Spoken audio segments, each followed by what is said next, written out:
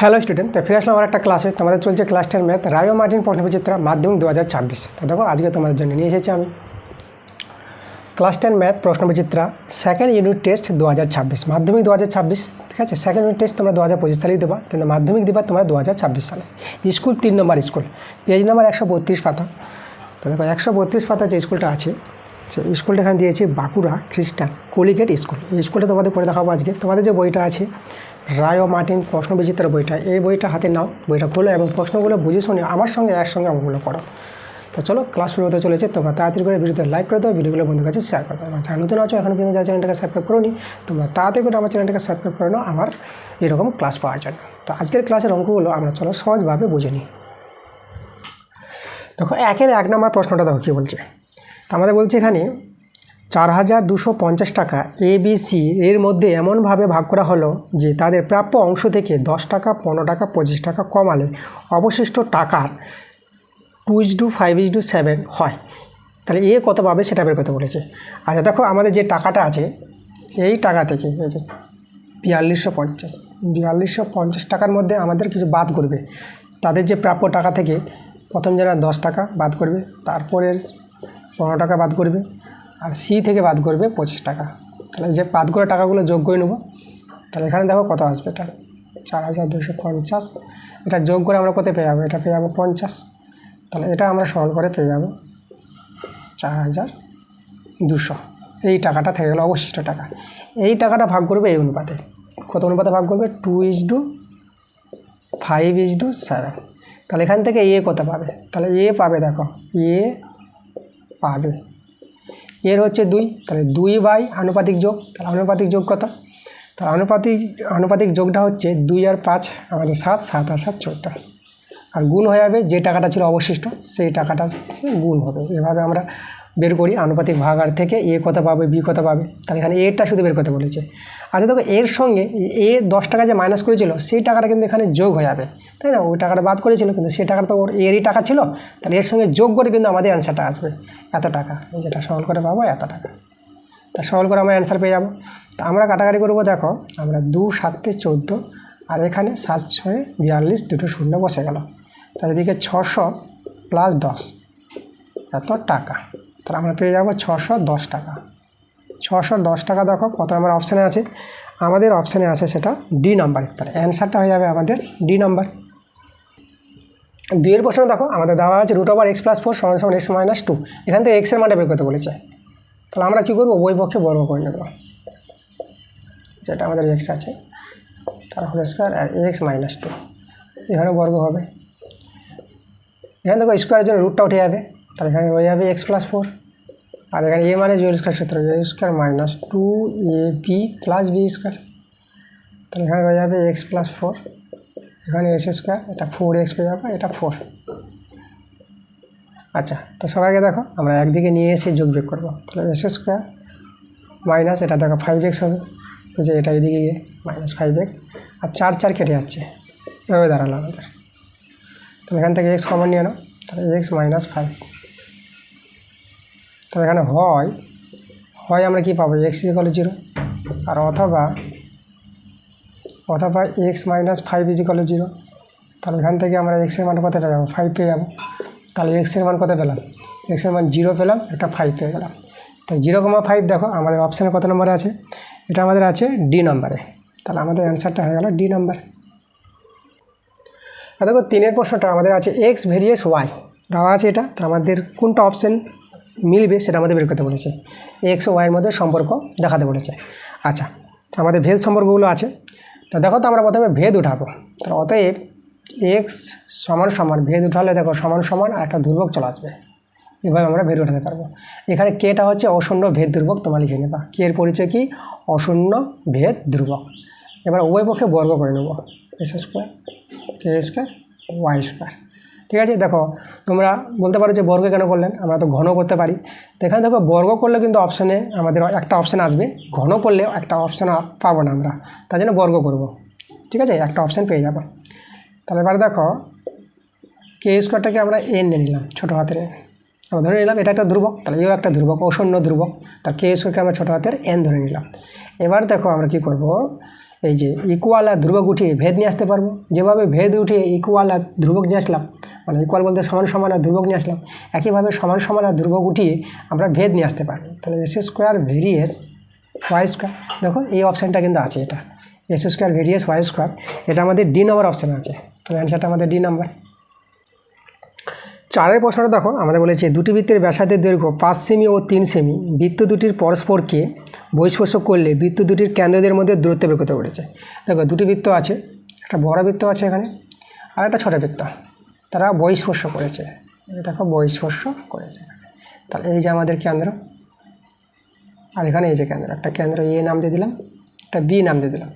তাহলে এখানে দেখো এই যে এটা যদি আমরা পি নাম দিই, পি বিন্দুতে বহিঃস্পর্শ করেছি, তাহলে এপিটা বড় বৃত্তের ব্যাসার্ধ 5, কথা বলেছে আমাদের এখানে 5 সেমি বলেছে, 5 সেমি, আর ছোটো বৃত্তের ব্যাসার্ধ পিবিটা বলেছে 3 সেমি।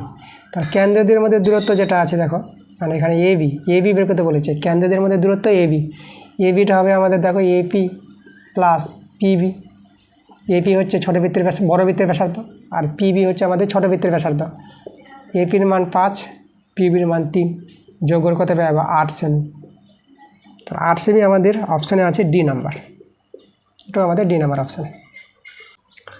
দেখো 5 প্রশ্নটা আমাদের এখানে বলেছে, এই যে দেখো আমাদের ত্রিভুজ এবিসি এর এ কোণ সমকোণ, এ থেকে বিসি বাহুর উপর লম্ব এডি বলে দিয়েছে এখানে, আর এবি ইজ টু এসি দেওয়া আছে 3:4, এডি 8 সেমি হলে বিডি এর মান কত। আচ্ছা ছবি রেখে ভালো করে প্রশ্নটা বুঝে নিই। তা প্রথমে সমকোণী ত্রিভুজ বলেছে, তা আমরা আগে একটা সমকোণী ত্রিভুজ তৈরি করব। এখানে এ কোণটা সমকোণ, মানে এই কোণটা যে 90 ডিগ্রি, এটা হচ্ছে এ কোণ বলে দিয়েছি।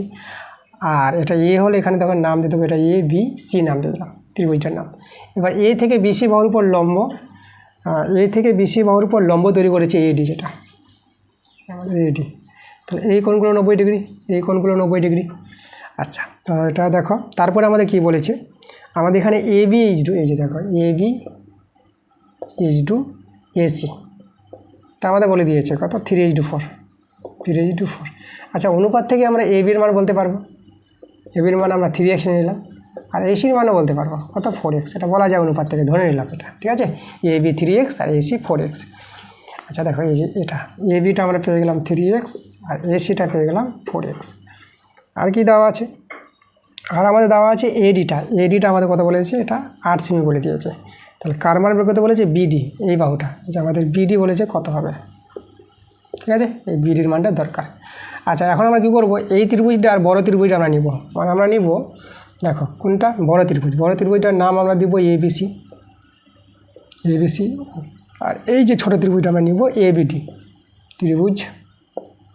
ত্রিভুজ নিলাম আমরা এবিডি। এখন এই দুটো ত্রিভুজকে, বড় ত্রিভুজটা আর এই ত্রিভুজটাকে আমরা সদৃশ্য কোণী ত্রিভুজ দেখাবো, দেখো। তো সদৃশ্য ত্রিভুজ এত এর, এই যে দুটো ত্রিভুজ এর সদৃশ্য ত্রিভুজ দেখাতে গেলে এই দুটো ত্রিভুজ থেকে দুটো শর্ত সমান দেখাতে হবে। দেখো 1 নম্বর শর্ত আমরা কী পেয়ে যাব, এই কোণটা দেখো বড় ত্রিভুজে এই কোণটা 90 ডিগ্রি আছে, মানে এই কোণটাকে আমরা বলবো সিএবি, কোণ সিএবি, এটা 90 ডিগ্রি। আর এই যে ছোটো ত্রিভুজটা, মানে এই ত্রিভুজ এবিডি এর এই কোণটা 90 ডিগ্রি আছে, এটা লম্ব আছে, তাহলে এই কোণের নাম আমরা বলে দেবো এডিবি, এটা হচ্ছে 90 ডিগ্রি, একটা শর্ত সমান। আর 2 নম্বর শর্ত দেখো, আমাদের যে কোণটা আছে, এই যে বি কোণটা, তাহলে এই বি কোণটা কিন্তু দুটো ত্রিভুজেরই একই কোণ, তাহলে বড় ত্রিভুজের ক্ষেত্রে নামটা আমরা বলবো এই যে সিবিএ, ঠিক আছে, এই যে বি কোণটাকে সিবিএ বললাম। আর ছোটো ত্রিভুজের ক্ষেত্রে নামটা বলবো ডিবিএ, আমরা বলে দেবো ডিবিএ, একই কোণ, তাই না। তাহলে দেখো দুটো শর্ত কিন্তু সমান দেখাতে পারলাম দুটো ত্রিভুজ থেকে। তাহলে এই দুটো ত্রিভুজকে আমরা কী বলতে পারবো, সদৃশ্য। তাহলে ত্রিভুজ এবিসি সদৃশ্য চিহ্ন এইভাবে দেবো, ঠিক আছে, ত্রিভুজ এবিডি। এবার দুটো ত্রিভুজ সদৃশ্য হলে তাদের যে অনুরূপ বাহুগুলোর অনুপাত সমান হবে, মানে আমরা দেখো এই যে ভূমি বাই লম্ব নিচ্ছে, এটা ভূমি এটা লম্ব, তাহলে ভূমি হচ্ছে এবি বাই এসি সমান করে দেবো। দেখো এই ত্রিভুজেরও ভূমি বলবো আমরা এই যে বিডি ভূমি, আর লম্ব বলবো এডি, এটা হচ্ছে অতিভুজ, এটা 90 ডিগ্রি কোণ। তাহলে ভূমি হচ্ছে বিডি, তাহলে বিডি বাই এডি, এই দেখো বিডি বিডি বাই এডি, এটা দেখো তা দুটি সদৃশ্য ত্রিভুজের তাদের যে অনুরূপ বাহুগুলোর অনুপাত কী হয়, সমান হয়। এই শর্তটা জানতে হবে তোমাদের। চলো মানগুলো আমরা বসিয়ে দেবো এখানে। এ বির মান আমরা বের করে রেখেছি, এ বি হচ্ছে 3x, আর এসি হচ্ছে আমাদের 4x, সমান সমান বিডির মান তো বের হবে, বিডি রেখে দিলাম। আর এডির মান দেওয়া আছে 8 সেমি, এখানে এক্স কেটে দেবো, 4 2 8। তাহলে দেখো এখান থেকে আমরা বিডির মানটা পেয়ে যাব। এই যে 2 আর 3 গুণ করে, 2 3 কত 6, তাহলে বিডি হয়ে গেল আমাদের 6 সেমি। তাহলে এটাই আমাদের অ্যান্সার। ঠিক আছে, বিডি দৈর্ঘ্য বের করতে বলেছিল, কত পেলাম, 6 সেমি পেলাম। দেখো 6এর প্রশ্নটা বলেছে দুটি নিরেট গোলকের আয়তনের অনুপাত দেওয়া আছে 1:8 হলে তাদের বক্রতলের ক্ষেত্রফল অনুপাত কত। গোলকের আয়তন, দেখো প্রথম গোলকের আয়তন আমরা নিয়ে নেব 4/3 পাই r1। প্রথম গোলকের ব্যাসার্ধ নিলাম আমরা r1 তার কিউব হবে 4/3 পাই r1 কিউব। ঠিক আছে, বাই করলাম যেহেতু অনুপাত বলেছে। আর দ্বিতীয় গোলকের আয়তন 4/3 পাই r2 কিউব, দ্বিতীয় গোলকের ব্যাসার্ধ r2 তার কিউব। তাহলে এই হচ্ছে দুটি গোলকের আয়তনের অনুপাত। আয়তনের অনুপাত বলে দিয়েছে 1:8, তাহলে 1/8। এখানে 4/3 পাই আর 4/3 পাই আমরা কেটে দিতে পারবো। আর r1 কিউব আর r2 কিউব একে আমরা লিখব r1/r2 তার হোল কিউব করে দিলাম। এদিকে 1/2 করে হোল কিউব করতে পারবো, 1-এর কিউব 1 আর 2-এর কিউব 8 ফিরে আসবে। তাহলে এখান থেকে দেখো আমরা r1/r2 এর মানটা পেয়ে গেলাম 1/2। এখন দেখো আমাদের যেটা বলেছে, এই যে গোলক দুটির বক্রতলের ক্ষেত্রফলের অনুপাত বের করতে বলেছে। বক্রতল বলতে দেখো বক্রতলের সূত্র, যেটাকে সমগ্রতল বলবো, 4 পাই r1 স্কোয়ার, এটা হচ্ছে প্রথম গোলকের বক্রতলের ক্ষেত্রফল, বাই 4 পাই, এটা ভালো করে লিখব, 4 পাই r2 স্কোয়ার, এটা দ্বিতীয় গোলকের বক্রতলের ক্ষেত্রফল। ঠিক আছে, চলো এর মানটা আমাদের বের করতে বলেছে। তাহলে এখানে আমরা দেখো 4 পাই কেটে দিলে আমাদের রয়ে যাবে r1 square by r2 square, তাহলে এখানে আমরা r1/r2 করে হোল স্কোয়ার করে দেবো। r1/r2-র মানটা আমরা বের করে রেখেছি 1/2 তার হোল স্কোয়ার, এটা যাবে 1/4। 1/4কে 1:4 লিখে দিলাম। তাহলে গোলক দুটির বক্রতলের ক্ষেত্রফল অনুপাত করতে পেয়ে গেলাম 1:4, এটাই আমাদের অ্যান্সার। আর দেখো 7এর প্রশ্নটা বলছে একটি লম্ববৃত্তাকার শঙ্কুর ব্যাসার্ধের দৈর্ঘ্য একই রেখে উচ্চতা দ্বিগুণ করলে শঙ্কুটির আয়তন কত বৃদ্ধি পাবে। দেখো প্রথমে আমরা শঙ্কুটির ব্যাসার্ধ আমরা r1 নিলাম, ঠিক আছে, আর নিলাম, শঙ্কুটির ভূমির ব্যাসার্ধ আর উচ্চতা নিলাম আমরা কত, h। তাহলে ভূমির ব্যাসার্ধ আর, উচ্চতা h ধরে শঙ্কুর আয়তনের সূত্র আমরা জানি 1/3 পাই r² h, এটা হচ্ছে শঙ্কুর আয়তনের সূত্র। এবার আমাদের কী বলেছে প্রশ্নে, এবার আমাদের বলেছে ব্যাসার্ধ একই রাখবে, ব্যাসার্ধ সেম, ব্যাসার্ধ চেঞ্জ করবে না, কিন্তু এখানে উচ্চতাকে দ্বিগুণ করবে, তার উচ্চতা হবে আমাদের 2h। তো এইভাবে ব্যাসার্ধের উচ্চতা ধরে শঙ্কুর আয়তনের সূত্র যদি হয়ে যাবে 1/3 পাই r² h বলতে 2h, তো এটা 2 × 1/3 পাই r² h এভাবে পেয়ে যাবো আমরা। এখন দেখো আমাদের উচ্চতা দ্বিগুণ করার জন্য আমাদের দেখো কী হয়েছে, আয়তনটা দ্বিগুণ হয়ে গেছে, তাহলে আয়তন বেড়েছে। তাহলে আমাদের আয়তন কত বেড়েছে, আয়তন বাড়ে। এই যে দেখো বড় থেকে ছোটোটা বাদ দিব, আগে ছিল কম এখন হয়েছে বেশি। তো দেখো এটা থেকে এটা বিয়োগ করলে যে 2 থেকে 1 বাদ, এটা 1 মনে করলাম, তাহলে আমাদের একটা চলে আসবে, এটা 1/3 পাই r² h। ঠিক আছে, তা এতটা আয়তন বাড়ে। এবার শতকরা কত বাড়ে, তো লিখব শতকরা আয়তন বাড়ে। দেখো শতকরা আয়তন বাড়বে, যেটা আয়তন বাড়লো সেটা উপরে লিখে দাও। আর আয়তন বেড়েছে কী থেকে, প্রথমে যেটা আয়তন ছিল সেই থেকে আয়তন বেড়েছে, তাহলে এটা তোমরা নিচে দিবা, প্রথমে যেটা ছিল 1/পাই r² h। শতকরা বলতে 100 দিয়ে আবার গুণ করে দিতে হবে, তাহলে এটাতে তো কেটে যাবে, সেম আছে, সব কেটে গেল, তো আমাদের থেকে গেল শুধু 100। তাহলে শতকরা আয়তন বাড়বে কত, 100%, এটা আমাদের অ্যান্সার। দেখো 100% আমাদের অপশানে এ নম্বরে আছে, তাহলে অ্যান্সারটা আমাদের এ নাম্বার। আর দেখো 2-এর প্রশ্নগুলো, 2-এর 1-এর প্রশ্নটা আমাদের দুটো সমীকরণ দেওয়া আছে, s² + px + qr = 0, একটা সমীকরণ আছে s² + qx + pr = 0। তাহলে আমাদের কী বলেছে, দুটি সমীকরণের একটি সাধারণ বীজ যদি থাকে, তাহলে আমাদের মান বের করতে বলেছে, কার মান বের করতে বলেছে, p + q + r, এর মান কত সেটা বের করতে বলেছে। আচ্ছা দুটি সমীকরণের সাধারণ বীজ বলে দিয়েছে, তো আমরা ধরে নিব, সাধারণ বীজ, সেটাকে আমরা আলফা ধরে নিলাম। তাহলে আলফা কী হবে, আলফা স্যাটিসফাই হবে। তাহলে দেখো অতএব alpha square plus P alpha এক্সের জায়গায় আলফা বসিয়ে দিলাম কিউ আর। আর এখানে দেখো এখানেও আমরা বসিয়ে দেবো আলফা, তাহলে সমান করে দেবো। তাহলে এখানেও alpha square plus Q alpha plus P R. এই যে দেখো এখানে আলফা স্কোয়ার কেটে দিলাম। দেখো আলফার মানটা এখানে বসালাম, আলফার মানটা এখানে বসালাম, তাহলে কী হবে, দুটো সমান হয়ে যাবে আমাদের, যেহেতু সাধারণ বীজ বলে দিয়েছি দুটো মান সমান। তো এখান থেকে দেখো আমরা কী করবো, এই যে আলফাগুলো একদিকে নিয়ে আসলে এখানে আলফা কমন নিয়ে পি মাইনাস কিউ পেয়ে যাব, আর এটা পি আর। তাহলে এখান থেকে আমাদের দেখো আর কমন যাবে, তাহলে আরটা কমন নিয়ে এটা পি মাইনাস এটা কিউ হয়ে যাবে। তো এটা কেটে গেল, তাহলে এখানে আলফার মানটা আমরা আর পেয়ে গেলাম। ঠিক আছে, তাহলে এই দুটো সমীকরণের সাধারণ বীজটা কত, আর হয়ে গেল। তাহলে এই যে আরটা আমরা এখানে প্রথম সমীকরণে যে পুট করে দিই, তাহলে এখানে দেখো আর স্কোয়ার প্লাস এটা পি আর এক্সের জায়গায় আর বসাতে পারবো, যেহেতু সাধারণ বীজ আর হয়ে গেছে, আলফাটাই আর, তাহলে আমরা এক্সের মান আর বলতে পারবো, বীজ মানে এক্সের মান, তার জন্য আমরা এক্সের জায়গায় আর বসিয়ে দিচ্ছি।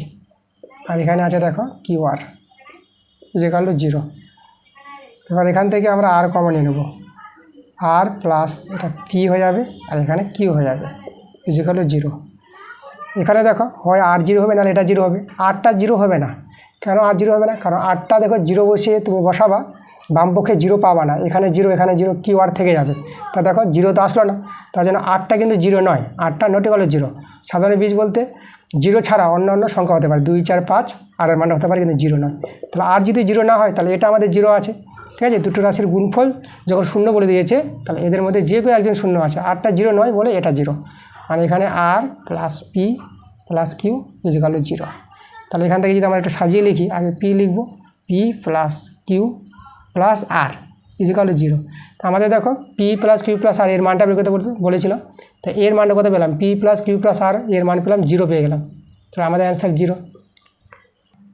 এবার দেখো 2 নম্বর। তো এখানে 2 নম্বর প্রশ্ন বলছে, 3টি বৃত্ত যাদের ব্যাসার্ধ যথাক্রমে 1 একক 2 একক ও 3 একক পরস্পরকে বহিঃস্পর্শ করেছে, তাদের কেন্দ্রগুলি যোগ করলে যে ত্রিভুজ পাওয়া যায় তার পরিবৃত্তের ব্যাসার্ধ কত হবে সেটা বের করতে বলেছে। 2 অঙ্কগুলো আমি দেখতে পাচ্ছি খুবই ইম্পর্টেন্ট অঙ্কগুলো আছে, খুবই গুরুত্বপূর্ণ। আজকে ক্লাসটা খুবই গুরুত্বপূর্ণ হতে চলেছে, তোমরা মনোযোগ সহকারে ক্লাসটা দেখো। ঠিক আছে, তো দেখো আমরা 2 নম্বর যে আমাদের বলেছে প্রশ্নটা, আমরা ছবি এঁকে প্রশ্নটা ভালো করে বুঝবো। 3টি বৃত্ত দেওয়া আছে, এই যে আমাদের একটা বৃত্ত, এখানে একটা বৃত্ত, আর এইদিকে এখানে দেখো বহিঃস্পর্শ করেছে, এই যে 3টি বৃত্ত বহিঃস্পর্শ করেছে, এই যে আমাদের একটা বৃত্ত। তাহলে এই যে কেন্দ্রবিন্দু কেন্দ্রবিন্দু কেন্দ্রবিন্দু, কেন্দ্রবিন্দুগুলো আমরা যোগ করে দিচ্ছি। 3টি কেন্দ্রবিন্দু যোগ করতে বলেছি। আচ্ছা, আমরা নাম দিয়ে দেবো, এটা এ নাম দিলাম, এটা বি নাম দিয়ে দিলাম, এটা আমরা সি নাম দিয়ে দিলাম। ওকে, আচ্ছা এখানে আমরা এটা বড় বৃত্ত নিয়ে নিলাম, তাহলে বড় বৃত্তের ব্যাসার্ধ বলেছে কত, এখানে নাম দিয়ে দিচ্ছি, এটা দেখো এদিকে নাম দেবো, এটা পি, এটা কিউ নাম দিয়ে দিলাম, পি কিউ, এটা আর নাম দিয়ে দিলাম, পি কিউ আর। তাহলে যে পিবিটা বড় বৃত্তের ব্যাসার্ধ, যেটা আমরা নিলাম 3 একক, এটা হচ্ছে সবচেয়ে বড় নিলাম, তারপরে বড় এটা নিচ্ছি। ঠিক আছে, এটা আমাদের তারপরে এটা আছে 2 একক, এপিটা 2 একক, আর ছোটো এটা নিব, এটা 3 হলে এটা 3, এটা 2 হলে এটা 2। আর আমাদের এটা দেখো ছোটো বৃত্তের ব্যাসার্ধ 1 একক, এটা 1, এটা 1। তাহলে এখানে দেখো এই যে ত্রিভুজটা তৈরি হয়েছে কেন্দ্রগুলি যোগ করে, সেই ত্রিভুজের বাহুগুলি পেয়ে যাব। এখানে আমরা এই যে ত্রিভুজের বাহু এবি কত হবে, এবি হবে এই যে দেখো 2 আর 3 যোগ করে, তাহলে 2 আর 3 যোগ করে কত পেয়ে যাবো, আমরা 5 পেয়ে যাব। আচ্ছা, আমরা বিসি পেয়ে যাব, বিসি কত পাবো, বিসি পাবো 3 আর 1 যোগ করে, 3 আর 1 যোগ করে আমরা পেয়ে যাবো কত, 4।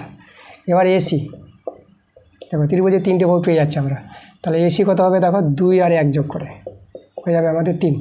তো ত্রিভুজের 3টে বাহু পেয়ে গেছি, 5, 4 আর 3। তো 3টি বাহু দেখে আমরা বলতে পারবো ত্রিভুজটা সমকোণ ত্রিভুজ। কী করে, তবে বড় বাহুটা অতিভুজ হবে, তাহলে অতিভুজ স্কোয়ার সমান ভূমি স্কোয়ার প্লাস লম্ব স্কোয়ার। এখানে মানগুলো বসাও, দেখো 2 দিকে সমান আছে, 5 স্কোয়ার, এটা 4 স্কোয়ার, এটা 3 স্কোয়ার, দেখো এদিকেও 25, আর এখানে 16, এটা 9, 16 9 কত 25, দেখো 25 সমান।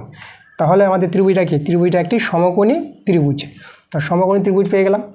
দেখো সমকোণী ত্রিভুজের এই ত্রিভুজের আমাদের কি বলেছে, যে পরিবৃত্তের ব্যাসার্ধ। তো আমরা এই যে পরিবৃত্তটা তৈরি করি, ঠিক আছে, এই যেভাবে। তাহলে এখানে যে দেখো যেটা তোমাদের বলবো, যে সমকোণী ত্রিভুজে যেটা বৃহত্তম বাহু, এই যে এবিটা সবচেয়ে বড় বাহু, এই বাহুটা কী হবে, সেই পরিবৃত্তের ব্যাস হয়ে যাবে, তাই না। তাহলে আমরা এভাবে তৈরি করব যে ব্যাস, আর শীর্ষবিন্দু হয়ে যাবে পরিবৃত্ত সবগুলো। আচ্ছা, মোটামুটি করে আমরা বৃত্তটা তৈরি করলাম কোনো মতো করে। তাহলে এই যে দেখো, এই যে এই পরিবৃত্তের ব্যাস কিন্তু আমাদের কী হবে, পরিবৃত্তের ব্যাস হয়ে যাবে এবি। তাহলে এখানে আমরা পেয়ে যাব, দেখো এই যে পরিবৃত্তের ব্যাস, ঠিক আছে, পরিবৃত্তের ব্যাস সমান সমান সমকোণী ত্রিভুজের অতিভুজের বাহু দৈর্ঘ্য। সমকোণী ত্রিভুজের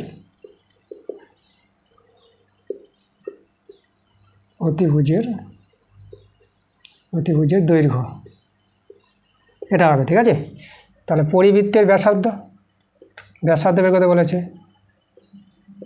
তাহলে ব্যাসার্ধ কী হবে, অর্ধেক হয়ে যাবে। তো অতিভুজের দৈর্ঘ্য ছিল আমাদের 5 সেমি, তাহলে 5কে 2 দিয়ে ভাগ করে নেব। তো 5কে 2 দিয়ে ভাগ করে কত যাবে, 5কে 2 দিয়ে ভাগ করলে আড়াই পেয়ে যাবে, 2.5, তো 2.5 সেমি। এই যে আমাদের দেখো পরিবৃত্তের ব্যাসার্ধ বের করতে বলেছিল 2.5 সেমি, এটা আমাদের অ্যান্সার। খুব ভালো অঙ্ক, দেখো আমি করে দিলাম। জাস্ট ছবিটা একটু খারাপ হয়েছে, হাত দিয়ে গেছি, কোনো অসুবিধা নেই। তোমরা পেন্সিল কম্পাসের সাহায্যে বৃত্তগুলো তৈরি করবা, দেখবা ভালো হবে। এবার দেখো 2-এর 3 নম্বর প্রশ্নটা আমাদের এখানে বলেছে, যদি গোলকের আয়তন এই যে 72.8% বৃদ্ধি পায়, তবে বক্রতলের ক্ষেত্রফল শতকরা কত বৃদ্ধি পাবে সেটা বের করতে বলেছে। খুবই ভালো অঙ্ক, চলো আমরা অঙ্কটা করি। তো আমরা দেখো ধরে নিব,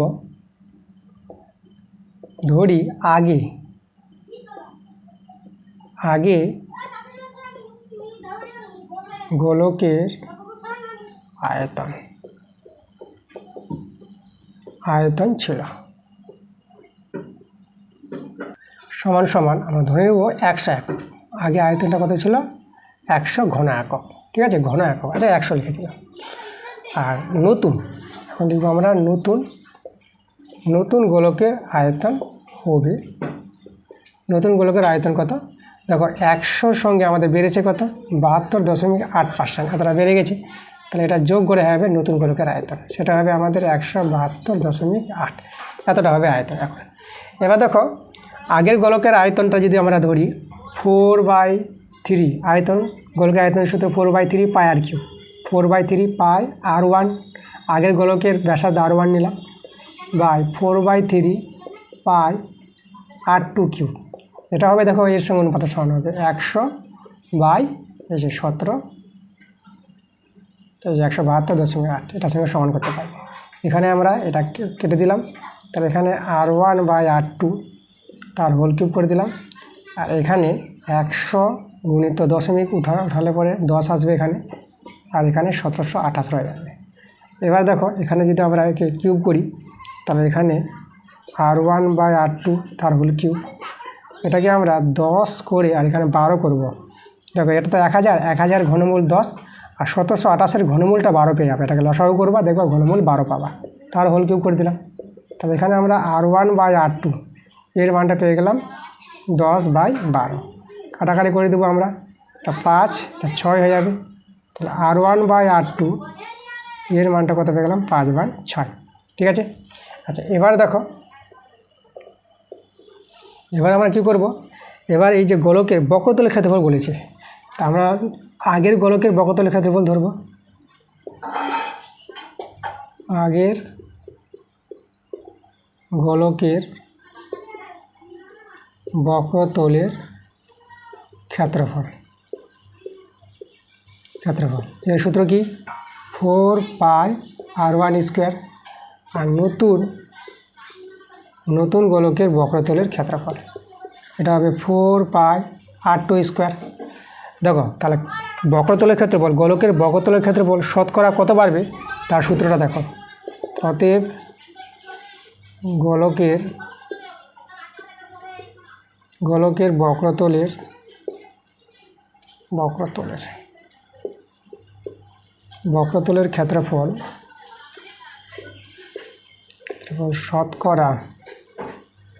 শতকরা বৃদ্ধি পাবে। এর সূত্রটা দেখো, যেটা বেড়েছে এটা, তাহলে বড়টা আগে লিখো, এই যে বড়টা আগে বা নতুনটা আগে আর আগেরটা পরে, এই যে আগেরটা বিয়োগ করে দেবো, 4πr1², ঠিক আছে, এটা 4 আছে আমাদের 4, এটা বিয়োগ করলাম, ঠিক আছে, যেটা বেড়েছে সেটা থেকে আগেরটা আমরা বিয়োগ করলাম, আর নিচে আগেরটাই হবে আবার 4πr1²। আর 100 দিয়ে গুণ করবো, যেহেতু শতকরা কতটা বেড়েছে। এই হচ্ছে আমাদের নিয়ম, এটা তাই না, শতকরা কতটা বৃদ্ধি পাই তার এটা নিয়ম। আচ্ছা, এখানে দেখো আমাদের এখানে এই যে 4π কমন নিয়ে এটা কেটে যাবে।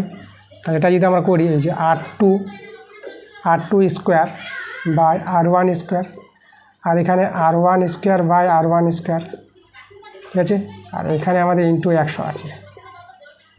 তাহলে এখানে আমরা দেখো r2 বাই r1 তার হোল স্কোয়ার করতে পারবো, আর এটাতে কেটে যাবে, এটা 1 হয়ে গেল। আর এখানে আমাদের শতকরা আছে 100টা রয়ে গেল।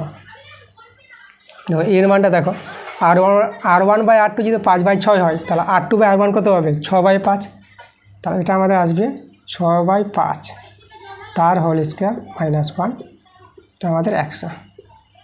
আচ্ছা, চলো আমরা একটু জায়গাটা প্লেস করি। দেখো এই সরলটা আমি এখানে দেখাচ্ছি, তাহলে আমাদের কত আসবে দেখো, তাহলে এখানে হবে আমাদের 36/25 -1 ইন্টু 100। সেটা ভগ্নাংশে যোগ করবো, লসাগু 25, 36 - 25 ইন্টু 100। এটা সলভ করে আমাদের অ্যান্সার আসবে। এটা দেখো 36 থেকে 25 বিয়োগ করো, 11/25 ইন্টু 100, 25 × 4 = 100, আর 11 × 4 = 44। তাহলে 44% এটাই আমাদের শতকরা বৃদ্ধি পাবে গোলকের বক্রতলের ক্ষেত্রফল, ঠিক আছে, 44% অ্যান্সার আমাদের। এবার দেখো 2-4 প্রশ্নটা আমাদের বলেছে, একটি শঙ্কু আকৃতি পাত্র জলপূর্ণ ছিল, তারপর সেটির শীর্ষবিন্দু দুটিকে নিচের দিকে করায় জল নির্দিষ্ট গতিতে বেরিয়ে 21 মিনিটে জলের উচ্চতা অর্ধেক হলো, আর কতক্ষণ পর পাত্রটি খালি হবে। আচ্ছা, ছবিটা আঁকি প্রথমে আমরা। দেখো একটা শঙ্কু, আমাদের উল্টো করে শঙ্কু লিখেছে, এইভাবে আমরা একটা শঙ্কুর ছবি এঁকে নেব।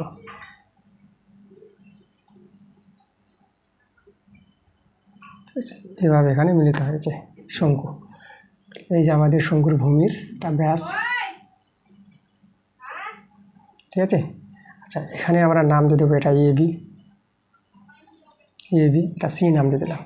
আর এখানে দেখো একটা আমরা তৈরি করছি, জলটা অর্ধেক নিচে নেমেছে, 21 মিনিটে জলটা এখানে চলে এসেছে নিচে, ঠিক আছে, জলটা। তাহলে এখানে জল আছে আবার।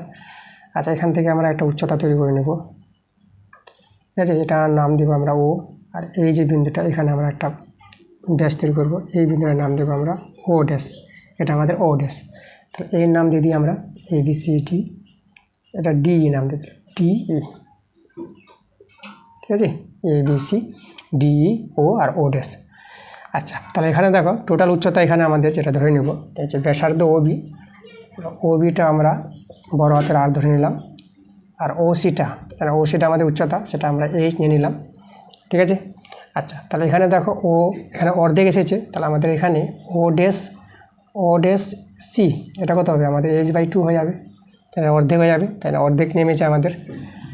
এবার দেখো আমরা যদি মোট জল কতটা, তাহলে মোট জলের যদি আমরা আয়তন বের করি, তাহলে সম্পূর্ণ শঙ্কুর আয়তন, তাহলে মোট জলের আয়তন,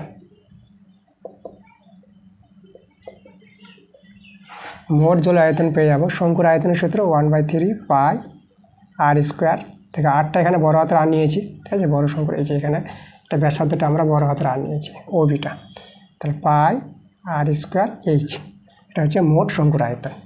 এবার আমরা দেখো এই যে CDE, এই শঙ্কুর আয়তন যদি বের করি, তাহলে CDE শঙ্কুর আয়তন, শঙ্কুর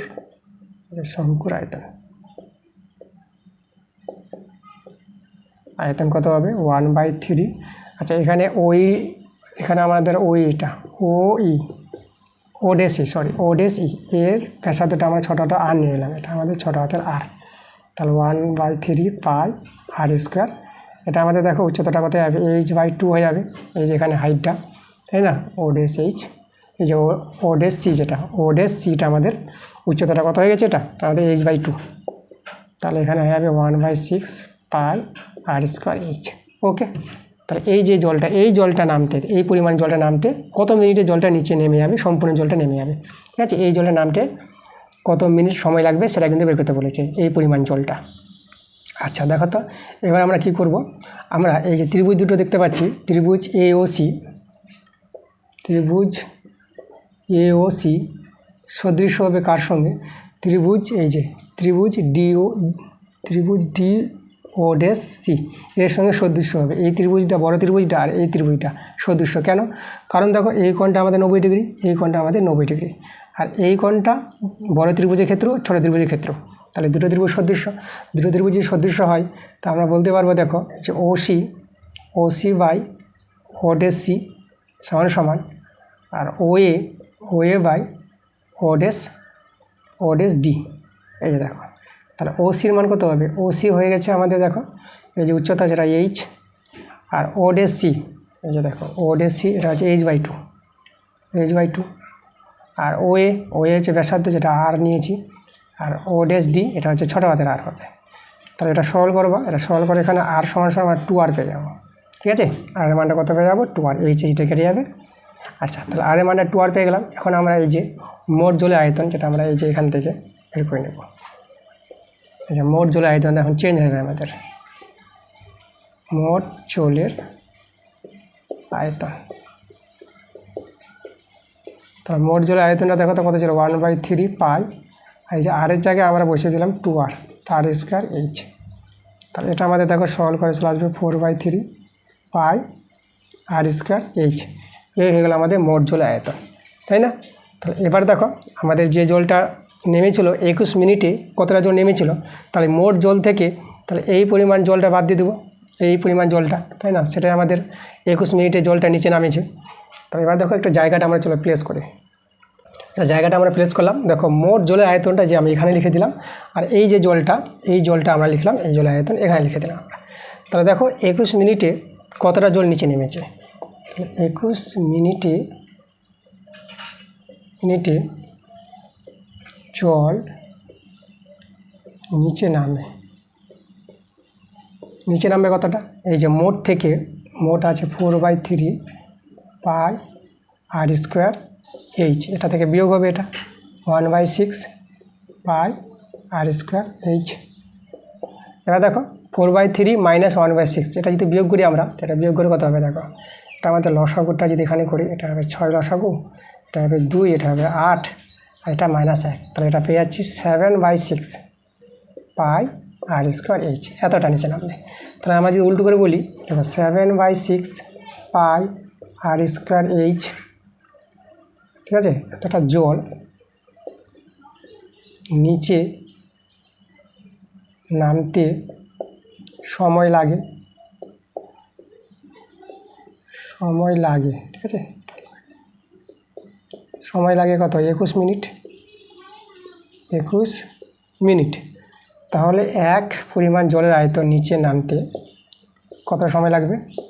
21 ইন্টু এটা উপরে চলে যাবে 6টা, 21 ইন্টু 6, আর এটা 7 পাই আর স্কোয়ার এইচ, এতটা। আর এই পরিমাণ জলটা নিচে নামতে, নিচে বেরিয়ে যেতে কতটা সময় লেগেছিল সেটা বের করতে বলেছে। এই পরিমাণ জলটা আমরা যে লিখে রেখেছি এখানে, তোমাদের আছে দেখবা, আমি তো মুছে দিয়েছি। আচ্ছা, তাহলে এখানে দেখো এটা হচ্ছে আমাদের 1/6 পাই আর স্কোয়ার এইচ, এই পরিমাণ জল নিচে নামতে সময় লাগবে 21 ইন্টু 6 পাই 7 পাই আর স্কোয়ার এইচ ইন্টু, এটা আমাদের গুণ হয়ে যাবে 1/6 পাই আর স্কোয়ার এইচ। পাই আর স্কোয়ার এইচ কেটে দিলাম আমরা, 6 কেটে দিলাম, 7 3 21 কেটে দাও। দেখো আমাদের সময়টা লাগবে 3 মিনিট। এই যে 3 মিনিটে এই যে জলটা, তাই না, যে জলটা 21 মিনিটে অর্ধেক নেমেছিল, আর এইখানে জলটা থেকে গেলো, এই জলটা, এই বাকি জলটা পুরো বেরিয়ে যেতে, শঙ্কু থেকে পুরো বেরিয়ে যেতে কত সময় লাগবে? 3 মিনিট সময় লাগবে, এটাই আমাদের অ্যান্সার, 3 মিনিট সময় লাগবে। এরপরে আমাদের 3 থেকে বড় প্রশ্নগুলো আছে, তো বড় প্রশ্নগুলো তোমরা বই থেকে কমন পেয়ে যাবা।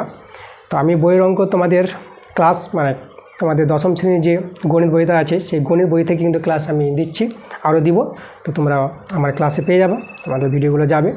তো যে অঙ্কগুলো বইয়ের সঙ্গে মিলবে না, আনকমন অঙ্কগুলো, সেই অঙ্কগুলো কিন্তু আমি প্রশ্ন বিচিত্রা থেকে অঙ্কগুলো বেছে তোমাদের করিয়ে দেবো, এরকম ক্লাস তোমাদের আসবে। তাহলে আমি অবজেক্টিভ টাইপের অঙ্কগুলো করে দিলাম আজকে। তো কীরকম ক্লাসটা হলো, তো তোমাদের যদি ভালো লাগে ক্লাসগুলো, তা নিশ্চয়ই তোমাদের ভিডিওতে লাইক করতে হবে, ভিডিওগুলো বন্ধুদের কাছে শেয়ার করতে হবে। এবং যারা নতুন আছো এখন পর্যন্ত চ্যানেলটাকে সাবস্ক্রাইব করে নিও, তোমরা তাড়াতাড়ি আমার চ্যানেলটাকে সাবস্ক্রাইব করে নাও আমার এরকম ক্লাস পাওয়ার জন্য। তো দেখা হচ্ছে তোমাদের সঙ্গে পরের ভিডিওতে, তোমরা সবাই ভালো থেকো।